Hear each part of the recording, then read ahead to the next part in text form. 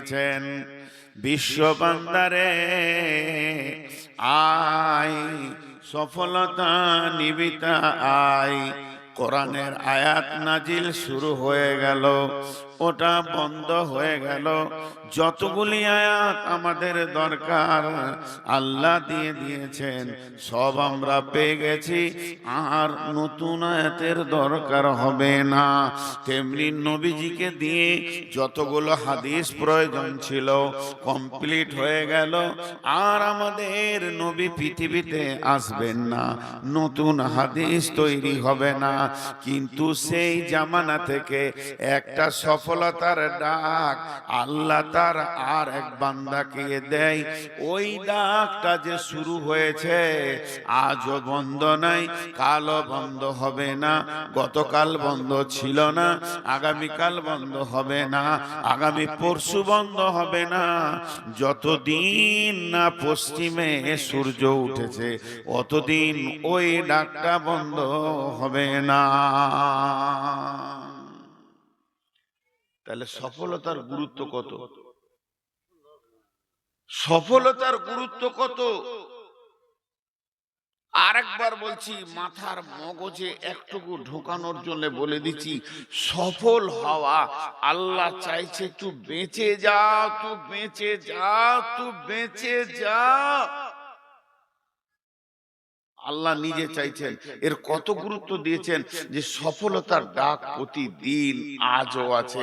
নবী চলে গেছেন দুনিয়া থেকে, নজুলে কোরআন স্টপ হয়ে গেছে, যা দরকার ছিল দিয়ে দিয়েছেন, রসুল যা বলার ছিল বলে চলে গেছেন, কিন্তু সফলতার ডাকটা পশ্চিম দিকে সূর্য ওঠা পর্যন্ত থাকবে।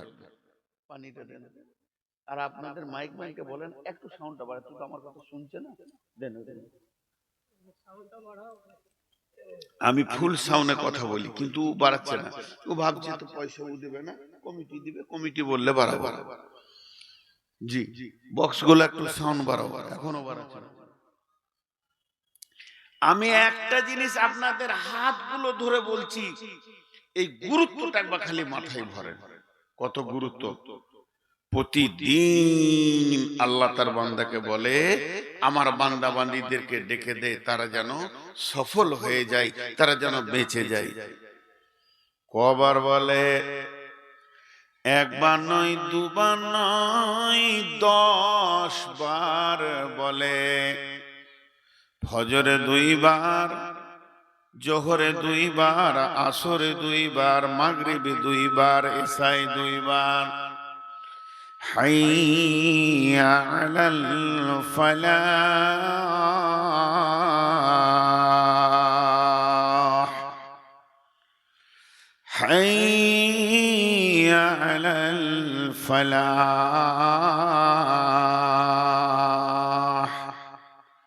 এটা যদি আমি বাংলায় বলি তো এই রকম হবে বাংলাতে, আয় আয় সফলতা নিবিতা আয়, বাঁচবি না আয়, ফাঁসবি না বাঁচবি, বিপদে পড়বি না বেঁচে যাবি, আয় আয় আয়। এটা ডাকছেন কে? এটা মানুষ ডাকেনি, আল্লাহ ডাকছেন। তারা গোলামকে দিয়ে বলছে আমার যে গোলামগুলো ফেঁসে রয়েছে, বিপদের মধ্যে রয়েছে, তারা বুঝতে পারছে না বিপদের রাস্তাতে হাঁটতে রয়েছে, তাদের অসফলতা যখন দেখবে তারা তখন পস্তাবে। তা আমাকে যেন দোষ না দেয়, আমি প্রতিদিন আমার বান্দাদেরকে আর একটা বান্দাকে বলি তুই ডেকে দে, তুই ডেকে দে। 10 বার ডাকা হয়, আয় আয় সফল কাম লিবিত আয়। জি, সফল কাম হবি তো আয়। 10 বার ডাকে। আল্লাহ বলছেন ফাআম্মা মান উতিয়া কিতাবাহু বিয়ামিনিহি ফাসাউফা ইউহাসাবু হিসাবান ইয়াসীরা ওয়া ইয়ানকালিবু ইলা আহলিহি মাসরুরা। ওরে আমার বান্দারে, ওরে আমার বান্দিরে, তুমি একবার মাধ্যমিকে সার্টিফিকেট তুলেছো, একবার এইচএসে তুলেছো, একবার সার্টিফিকেট নিয়েছো তুমি উচ্চ মাধ্যমিকে, একবার নিয়েছো বিএ পাস করতে গিয়ে, একবার নেমেছো মাস্টার পাস করতে গিয়ে, একবার সার্টিফিকেট পেয়েছো তুমি আলেমে, একবার পেয়েছো তুমি ফাজেলে, একবার পেয়েছো এমডিতে, একবার পেয়েছো এমবিবিএসে। পৃথিবীর যত সার্টিফিকেট আছে সবগুলো যদি জমা করে দাও, আমি আল্লাহ তোমাকে সফলতা দিব না। আমার কাছে যদি সফলতা নিতে হয়, পৃথিবীর যতজন তোমাকে সার্টিফিকেট দিয়েছে আমি ওর ব্যাপারে কোনো কথা বলছি না। একদিন আমি সার্টিফিকেট দেব, ওইটা যেদিন তুমি ডান হাতে পাবে সেই দিন তুমি জেনে নাও তুমি সফল হয়ে গেছো, তুমি বেঁচে গেছো, বেঁচে গেছো। ওটা যদি বাম হাতে পড়ে যায় তাহলে তুমি ফেঁসে গেছো, ফেঁসে গেছো, ফেঁসে গেছো। যখন মানুষকে ডান হাতে সার্টিফিকেট দেওয়া হবে, ফাআম্মা মান উতিয়া কিতাবাহু বিয়ামিনিহি, ডান হাতে সার্টিফিকেট পাওয়ার সঙ্গে সঙ্গে সে কি করবে? ফাসাউফা ইউহাসাবু হিসাবান ইয়াসীরা, ওর হিসাবটা অতি আসানে হয়ে যাবে। ওয়ায়ানকালিবু ইলা আহলি মাসরুরা, ও দৌড়ে বেড়াবে কিয়ামতের মাঠে আর বলবে আমি কামিয়াব, আমি কামিয়াব, আমি কামিয়াব, আমি বেঁচে গেছি, আমি বেঁচে গেছি, আমি বেঁচে গেছি। আর সেই লোকটা হয়ে গেল প্রকৃত সফল। ও আম্মা মান উতিয়া কিতাবাহু বিওয়ারা জাহরিহি, যার আমলনামাটা বাম হাতে করে পেছন দিকে দেওয়া হবে, ওই লোকটা কি করবে? ওয়ায়াদউ সুবুরা ওয়ায়াসলা সাইরা, তার পেছনে যখনই বাম হাতে সার্টিফিকেট দেওয়া হবে সে বুঝে নেবে আমি ফেঁসে গেলাম, আমি ফেঁসে গেলাম, আমি ফেঁসে গেলাম। ও তখন মওতকে ডাকবে, মওত কোথা আছিস আয়। মওতকে কেন ডাকবে ভাই আমার? আজকে মানুষ জান দিয়ে মেহনত করে আমি মওত থেকে কি করে বাঁচবো, কেউ মরতে চাই না, কারণ মওত থেকে বাঁচাই হলো সব থেকে বড় মেহনত। আর ওই দিন সে মওতকে ডাকবে। কেন মওতকে ডাকবে? ওর মাথাতে একটা জিনিস ঢুকে আছে, আমি ছিলাম মা বাপের ভিতরে, স্ত্রীর কাছে, ছেলে মেয়ে নাতি পোতা জমি জায়গার ভিতরে। মওত যেদিন এসেছে আমাকে ওখান থেকে তুলে নিয়ে স্থানান্তরিত করে দিয়েছে, সেই জমি জায়গার আমার কাছে নাই। এখন আমি আছি কিয়ামতের মাঠে, বাম হাতে সার্টিফিকেট পেয়েছি, সামনে জাহান্নাম আছে, আল্লাহর ফেরেশতা আছে, পুলসেরাত আছে, আমাকে তো জাহান্নামে ঢুকে যেতে হবে। তার থেকে যদি মওত আর একবার আসে তো আমাকে অন্য জায়গায় ট্রান্সফার করে দেবে, এই নিয়তে সে মওতকে ডাকবে। ওয়ায়াদউ সুবুরা, আল্লাহ বলছে যতবার মওতকে ডাকবে মওত আসবে না। ওয়ায়াসলা সাইরা, ওর কাছে আসবে জাহান্নাম।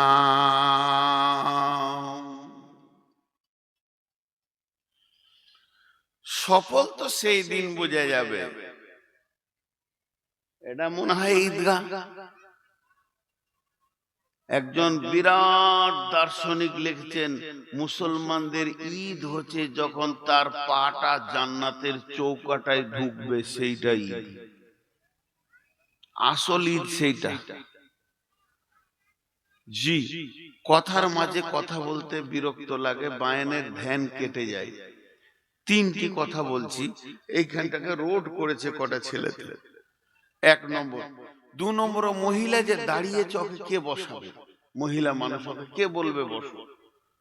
এখানে কটা ছেলে দাঁড়িয়ে আছে, এরা যে কোন মানুষ, কোথা থেকে এসেছে, এদের বিবেক, এদের মাথায় একটা মগজ আছে, সেই মগজটা কি বলছে না যে তোরা বস? আর মহিলাদের ভিতর থেকে একজন এত লাইটের ভিতরেও লাইট মেরে দেখছে, আর ওই লাইটের কারণেই বদরুদ্দোজা রেকর্ড করতে দিছে না। ওই যে জ্বালিয়েছে লাইটটা, আমার মাথা এবার কটকট কটকট করে কাটছে। ওই লাইট আমি নিতে পারি না। কে ওকে বুঝাবে যে তোর লাইটটা বন্ধ কর? কমিটির কেউ আছেন, জান দে ওকে বুঝান। ওই লাইট আমি নিতে পারি না। আল্লাহ ওকে যে কোন জিনিস তৈরি করেছে আল্লাহ জানে। তো আমার দিকে ধ্যান দেন, একটা উদাহরণ দিচ্ছি, উদাহরণটা মন দিয়ে শুনবেন। আমি বলেছি আজকের বক্তব্য সব থেকে উঁচু বক্তব্য, সফল হওয়া জান্নাত যাওয়াটাই তো মেন। তো একটা কসম দিচ্ছি, এগুলা ভালো করে শুনেন। এই যে আমার ডান পাশে বসে আছে ভাই, উদাহরণ দিচ্ছি, এটা মিসালটা বুঝবেন। আমাকে বলছে মৌলানা সাহেব একটা মিষ্টি খান। আমি বললাম খাবো না। তারপরে বলছে না খান খান। বলছি ভাই আমার তো অনেক সুগার, আমি মিষ্টি খাবো না। দুবার ভালো করে বললাম, তিনবারে বারে বলছে না একটা খান। তখন আমাকে রাগ লেগে গেছে। বলছি তো আমি খাবো না, তো জোর করছো কেন তুমি? এবার চারবারে বলে বলছে এক পিস খান। আচ্ছা এবার রাগ কত লাগে? তখন আমি বলছি আল্লাহর কসম আমি মিষ্টি খাবো না।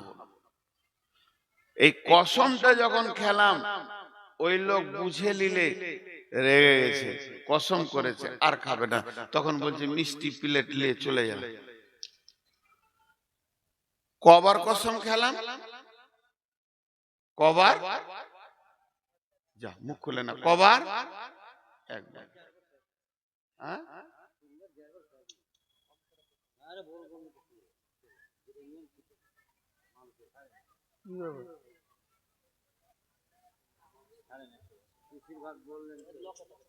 এবার এবার এই যে মুরব্বী আমার পাশে বসে আছেন, খুব ধ্যান দিয়ে শুনবেন। দুটো কসমের কথা বলবো। এই কসমটা একবার খেয়েছি, আপনার মনে আছে তো? ইনি আমাকে এমন একটা কথা বলছেন যে আমার প্যাস্টিজে লেগে গেল। কি কথা জানেন? বলছে নূর মোহাম্মদ, আমি শুনলাম নাকি আপনি শামসিতে কারো পকেট মেরেছেন, একটা মোবাইল চুরি করেছিলেন। আর মান সম্মান থাকে না? তখন আমি রেগে গিয়ে বলছি আল্লাহর কসম, আল্লাহর কসম, আল্লাহর কসম, আল্লাহর কসম, আল্লাহর কসম, আল্লাহর কসম। 11 বার কসম খেয়ে বলছি আমি এই কাজ করিনি। মানে ওইটা রাগের চাপ বেশি ছিল, ওই জন্য কসম বেশি খেয়েছি। এটা রাগের চাপ কম ছিল, কম খেয়েছি। কথা বোঝাতে পারলাম? এরা বুঝতে পারছে না তো উত্তরও দিচ্ছে না। কথা বোঝাতে পারলাম? এবার দেখেন আল্লাহ কসম খেয়েছেন। বিসমিল্লাহির রহমানির রহিম। মা আমার, বোন আমার, একটা মিনিট কথাগুলো বুঝার চেষ্টা করেন। আল্লাহ এমন একজন, তিনি এক কসম না খেয়ে কোনো কথাকে একবার হুকুম করলে যথেষ্ট। কিন্তু আল্লাহ যদি এখন বলেন, আমি বুঝানোর জন্য বলছি, তোরা জালসাটাকে ভেঙে দিয়ে সবাই বাড়ি চলে যা, তাহলে আমার আর কথা বলা উচিত হবে না, আপনাদের বসে থাকা উচিত হবে না, এক্ষুনি উঠে চলে যেতে হবে। আল্লাহ এমন একজন মাবুদ, তার একটা হুকুম যথেষ্ট। ওই রকম মাবুদ আমাদেরকে 11 বার কসম খেয়েছেন। কসম খেয়ে কি বলছেন? ছোট্ট মতো একটা কথা বলছেন, এত বড় কসম, কসমটা বিরাট বড় আর কথাটা অতি ছোট। তাহলে কথাটার ভিতরে কত গুরুত্ব আছে। আপনাদের হাতগুলো দিয়ে বলছি, হাত ধরে বলছি, ভাই আমার, মা আমার, বোন আমার, এই আল্লাহর কথাটা গুরুত্ব দেন। আল্লাহ 11 বার কসম করে একটা ছোট্ট মতো কথা বলছেন। ওই কথাটা কত গুরুত্ব যে আল্লাহর মতো মাবুদকে 11 বার কসম করেছেন। বিসমিল্লাহির রহমানির রহিম। ওয়াশ-শামসি ওয়া দুহাহা ওয়াল কামারি ইযা তালাহা ওয়ান নাহারি ইযা দাল্লাহা ওয়াল লাইলি ইযা ইয়াগশাহা ওয়াস সামাই ওয়া মা বানাহা ওয়াল আরদি ওয়া মা তাহাহা ওয়া নাফসি ওয়া মা সাওয়াহা ফাআলহামাহা ফুজুরাহা ওয়া তাকওয়াহা قد أفلح من زكاها وقد خاب من دساها 11টা কসম করার পর মাত্র ছোট দুটি কথা বললেন, قد أفلح من زكاها وقد خاب من دساها। বাস এই দুটো কথা বলছে। আরেকবার বলি আপনারা বুঝতে পারবেন কথাটা কত লম্বা। قد أفلح من زكاها وقد خاب من دساها। এই দুটি কথা বলার পেছনে আল্লাহ হা হা হা হা হা করে 11টা কসম খেলেন। আমি বলছি আল্লাহকে 11টা কসম খেয়েছেন তার জন্য আল্লাহর কথার চাপটা বেশি না। আল্লাহ একবার কসম খেলে যে চাপ 11 বার খেলো এই চাপ। কিন্তু আমাদের অভ্যাস খারাপ, আমরা মানুষের জাত, আমাদের অভ্যাসটা এত নীচ, আমাদের চলন এত খারাপ, কেউ কসম না করলে ওই কথাটা বিশ্বাস আমাদের কম হয়। এই আমাদের ব্রেনটাকে ওয়াশ করার জন্য আল্লাহ 11 বার কসম খেয়েছে। তাহলে আপনাদের হাত দুটি ধরে আমি নূর মোহাম্মদ বলছি এই 11 বার কসম